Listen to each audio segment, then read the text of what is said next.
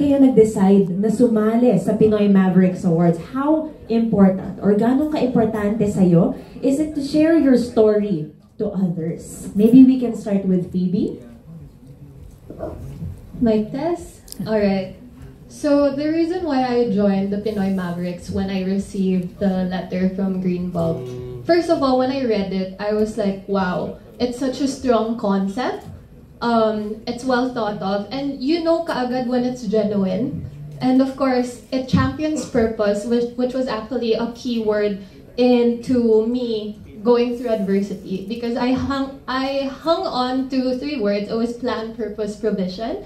So it's actually from a Bible verse, Jeremiah 29 verse 11, for I know the plans I have for you, plans to prosper you and give you hope and a future. So it's God has a plan, He has a purpose for your life, and He will provide. So the fact that the concept revolves all around purpose and revolves all around these amazing people, and as Bunny once said nga, I was in a room of David's during the luncheon. So David was a man after God's own heart. So God gave him the anointing, the vision at 17, but it took him 20 years to achieve the purpose of becoming a king.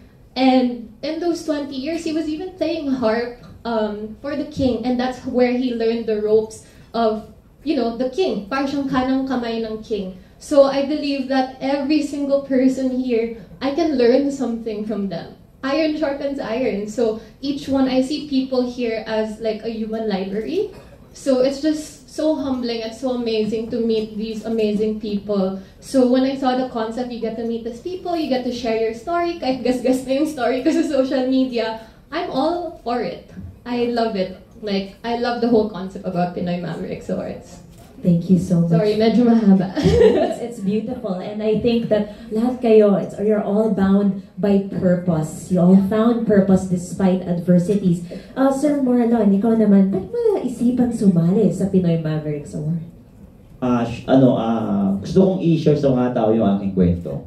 Kasi yung mga kagaya namin, di ba, nabigyan kami ng hangganan, nabigyan kami ng limitasyon. So, gusto ko ipakita rin yung kaya namin gawin.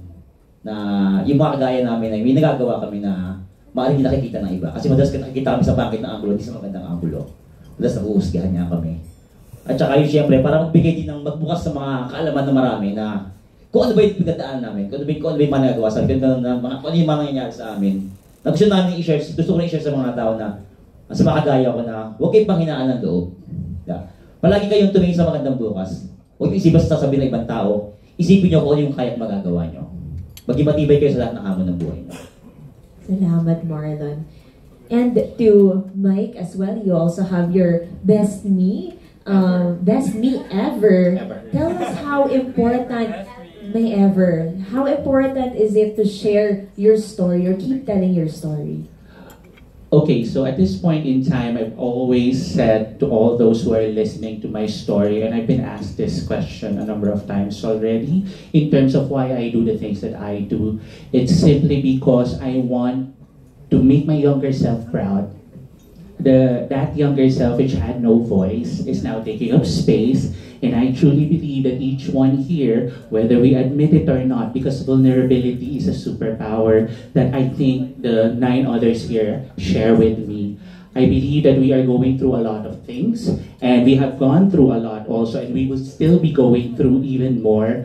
However, by hearing the story and allowing everyone to be seen, heard, and felt, I am making my younger self proud, and I am paving way for everyone to take up space because you guys deserve it too. Thank you. Thank you, Mike. And right now, all of us are so proud for each and every one of you. Now that you're all here, it's actually just being here and being nominated and recognized testament na yan na you got through the adversities enough and decided to join the Pinoy Mavericks Awards. Now, this question is for MK, for Jericho Ramote, and for Steve also.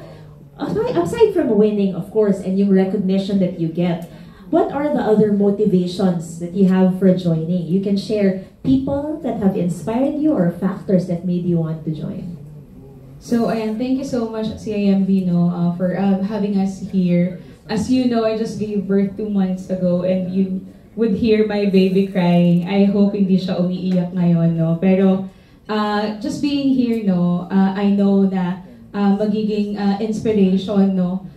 Yung pag-show up ko sa mga moms na kagaya ko. Kasi when you became a mom, ang instant agad na iisipin natin is, this is the end of me na mawawalan na ako ng career, mawawalan na ako ng mga kaibigan, focus na lang ako and all that. No, pero in my case kasi when I became a mom, nag-iba yung mindset ko. So sabi ko, kakayanin ko to lahat ng challenges na meron ako kasi nakita ko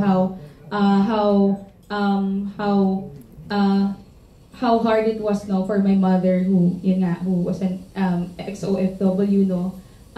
And ako, sabi ko, lahat kakayanin ko talaga. So it's for my mom, no. Yung advocacy na ginagawa ko for the community is for her talaga. It's my legacy dedicated for her. And that I wanted to inspire more moms din like me. Na kaya rin nila yung ginagawa namin ng mga working from home na makapag-provide sa family nila. Thank you, MK. Jericho? Thank you for the wonderful question. Medyo pinakaban. Ayun, magandang tanghali po sa ating lahat. Yan. Siyempre po yung nag-motivate po sa akin, unang-una si God. Kasi, based po dun sa story ko po, actually, dumating sa point talaga na walang-wala talaga ako, nagkaroon akong palabo sa lansangan. Kasi nga po, sa Pangulila. Then, ramdam ko rin po yung mga tao nasa kalsada, yung mga tao na hindi pinapansin, hiniiwasan. Then dumating yung time na may nag-reach out din sa akin hanggang sa nakapag-church, hanggang sa nakapag-aral, nagtapos, hanggang sa nakapag-bike. Then doon ko na realize na life is short. Bakit hindi mo piliin maging mabuti? Yun po lagi nag-motivate sa akin. Then nga, yung mga kapatid ko, and then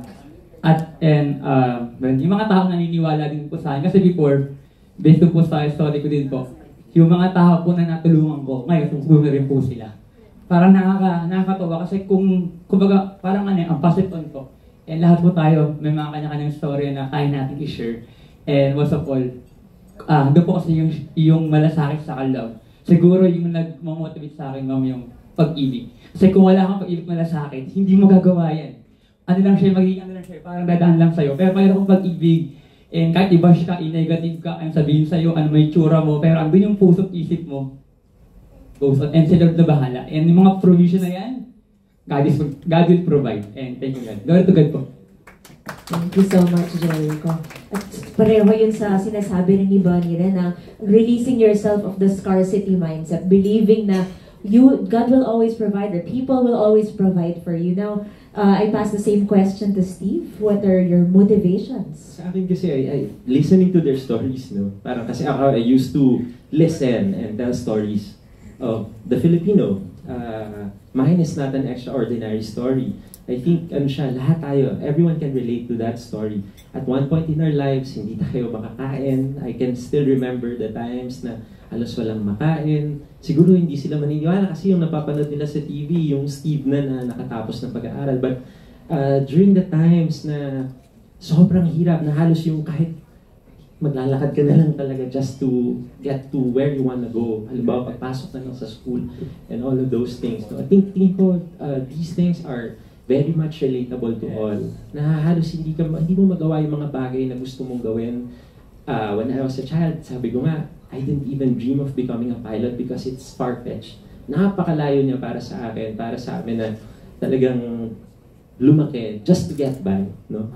And when this CIMB, Pinoy Mavericks opportunity came, sabi ko, it may be the right time to be on the other side. Kasi I used to tell stories ngayon, it may be the right time to share my story and perhaps people can draw inspiration from it na akala kasi nila madali siguro makarating doon because yung nakikita lang nila ngayon ay yung finished product. Pero the story behind that finished product, sobrang dami rin struggles and difficulties na akala mo hindi mo na rin kakayanin. And so I speak on behalf of the many Filipinos na perhaps yung mga challenges na pinagdadaanan nila ngayon, iniisip nila ayaw na nila, hindi na nila kaya, or there may be times that they just want to give up. No? So at least now, there's a platform such as the Pinoy Mavericks Award that can share that story to all. And it perfectly aligns with yung personal advocacy ko, which is yung learn, share, and inspire, so that other people can draw inspiration from it, and perhaps we can multiply that and let other people then share their stories. Yeah. Thank you so much, Steve. And each and every one's stories is a powerful testament and example to many Filipinos that bring so much hope for all those that are experiencing challenges. Now, given that the goal is to live your purpose, and part of the award is not only the recognition, but also being able to help out your chosen beneficiary. This question naman is to Jericho Silvers, to Erlene, and J. Chris, and to April.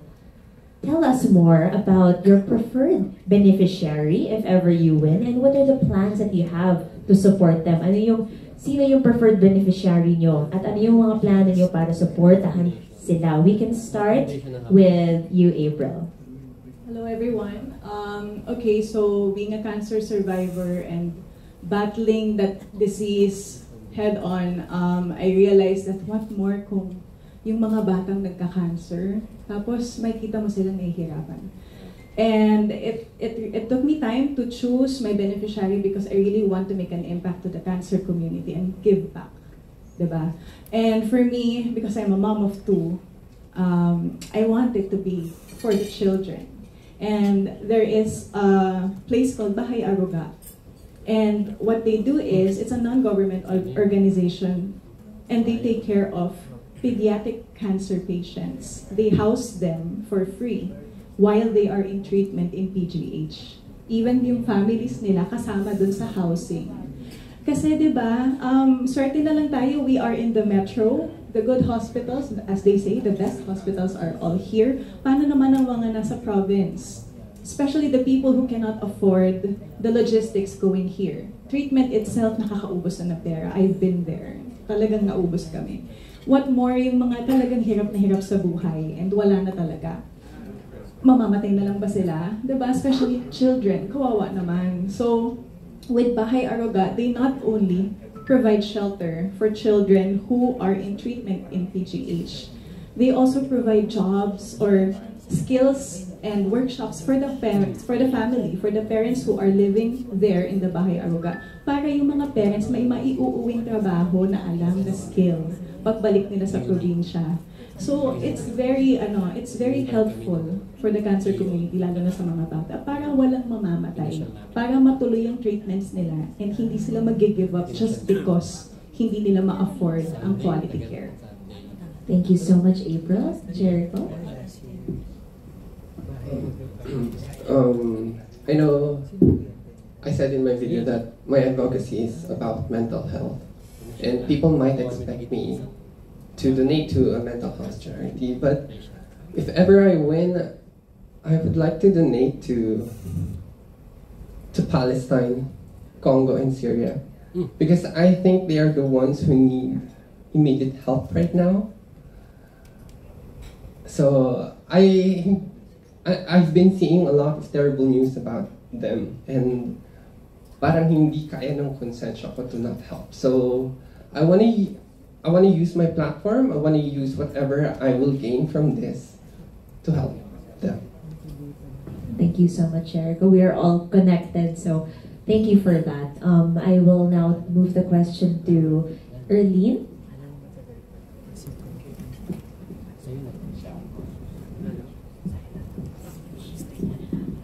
If I win, I would choose Philippine School for the Deaf, where I studied. Because all people there, they are all signing. Even the non-teaching and teaching personnel, they're all signing. It is where the home is.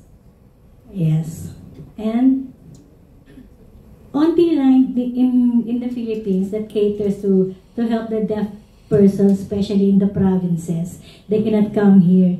So, kailangan niya tulungan ang Philippine School for the Deaf para do sa dormitory nila, gusto niya ma-improve ang facilities para yung mga deaf people from the provinces can live there comfortably and study without the burden of transportation.